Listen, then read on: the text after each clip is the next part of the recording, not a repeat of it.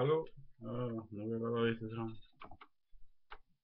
en ting jeg fikk av farfaren min for lenge siden en gang. Liten ledermann. Jeg har aldri sett noe så liten før.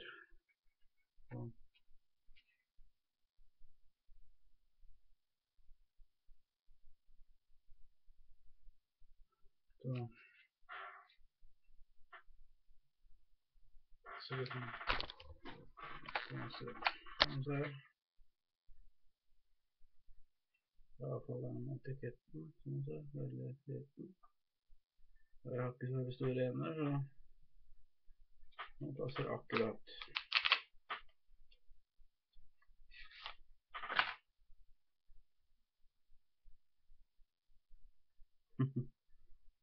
Så, men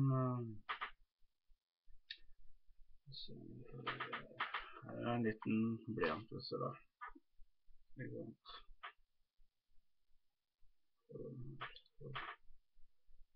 Så den er omtrent litt større som en liten blyantelse, litt større da, enn det centimeter skjære.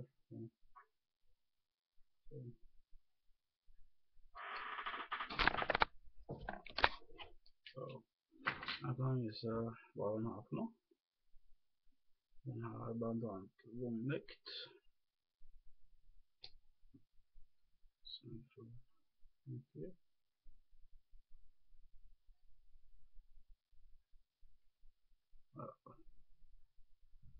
Nei, jeg viser, her er ikke noe strøm på den, men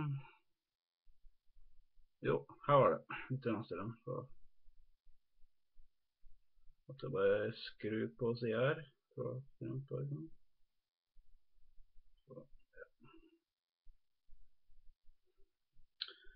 Så det er på venstre side. Så er det en ting til her.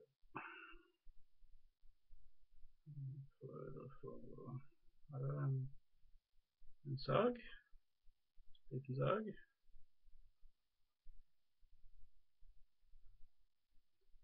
Så har vi noen ting til her. En korkopprekker. Med en sånn der du kan skru litt med på her.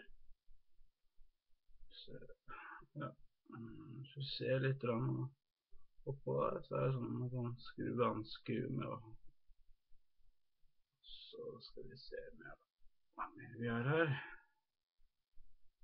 Jo, her har vi en kniv.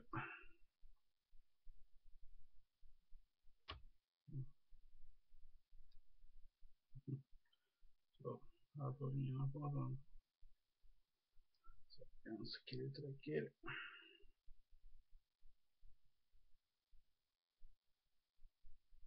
Sånn er det her.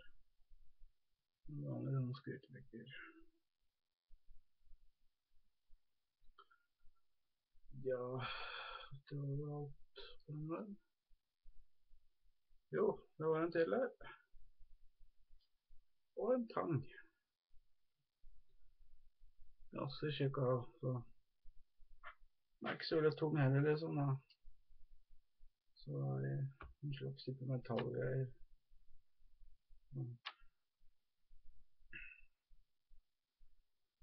Liten og kjekk. Jeg har aldri sett så liten før, men det er nok med reklamegreier eller et eller annet, jeg vet ikke. Far som jeg har hatt en del reklame til jobben sin og sånne slike ting, og da kan man få noen greier. Så det er en fjell oppi her.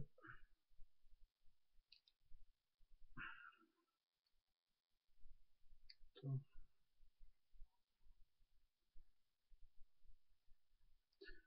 vet du hva, jeg har en ledermann til her, tror jeg, men litt større versjon.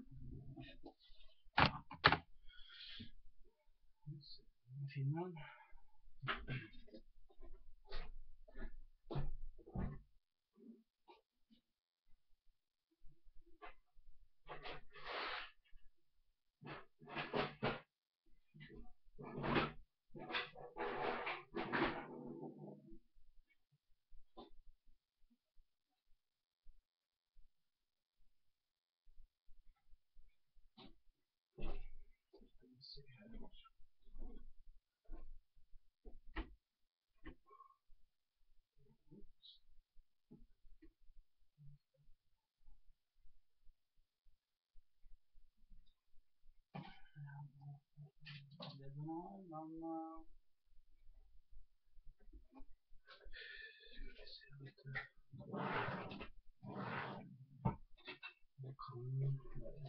Det her, kanskje.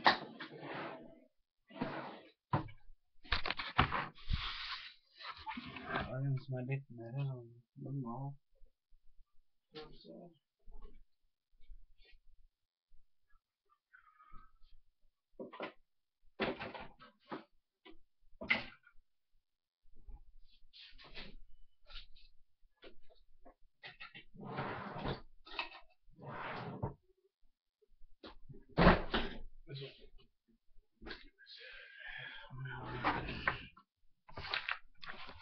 Prøstefisen ut der.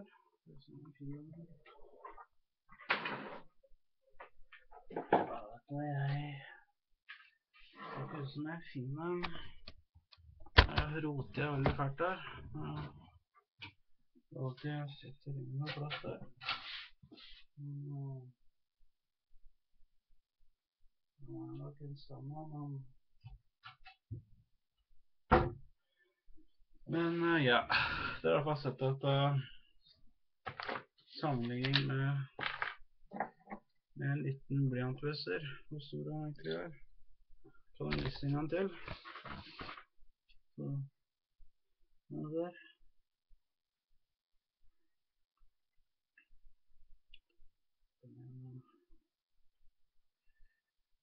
Det er på kniven her. Se hvor stor den er. Kniven er noen del større, ja. Eller lengre, i hvert fall. Så, noe der.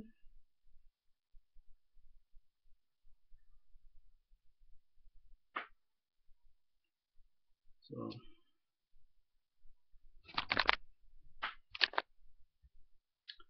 Ja. Ja da. Så.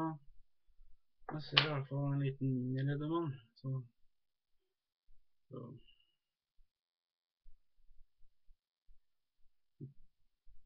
Så en normal ledermann er altså kanskje i hvert fall eller litt større. Så, og enda bredere. Men her er det mindre ting på da. Så vi ser 1, 2, 3, 4, 5, og så 6 med den her. Så må vi se, 6 funksjoner.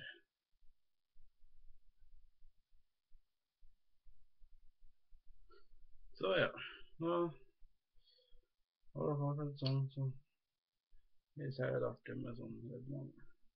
Og ta den her på bruk for den, det er noe fikse eller et eller annet. Det er alltid kjekt å ha noe som er lite over, liksom. Men, så.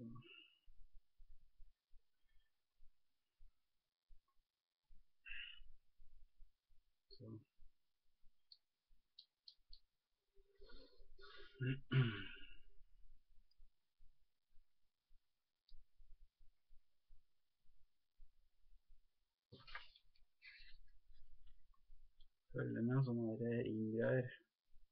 Men dette er ikke noe man kan ha på nøkkelen, tror jeg, så jeg tror ikke det er lov å gå rundt med sånn ledermann, jeg vet ikke, men jeg ikke skjønner helt hvorfor de har laget en nøkkelring på det, for jeg tror ikke det er lov å komme til å bære med seg den her, liksom. Litt i offentligheten. Men det er noe i hvert fall her. Så, det er jo sånn hvis du skal jobbe eller et eller annet, tenker jeg.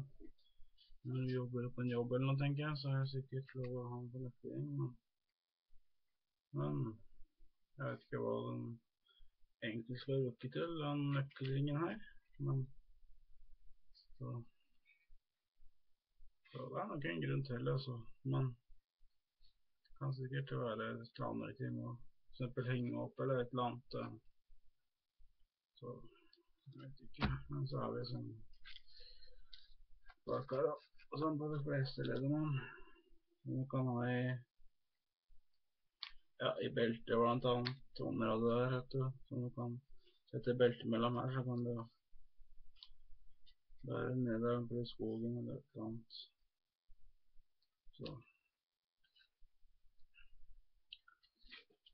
men i hvert fall Value Tools, jeg vet ikke hva det merker, jeg har aldri hørt om det før, men kanskje dere har hørt om det.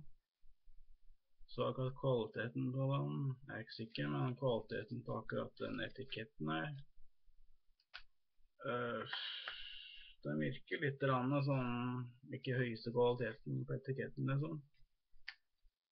Så det er nok en litt sånn billig sak, tenker jeg, men litt artig gjerne i hvert fall, så på å få brukt den i hvert fall, men ikke den beste kvaliteten, så eneste var den gratis, eller så kostet den kanskje 99 eller mindre, så, men det er i hvert fall noe verdt her på den, så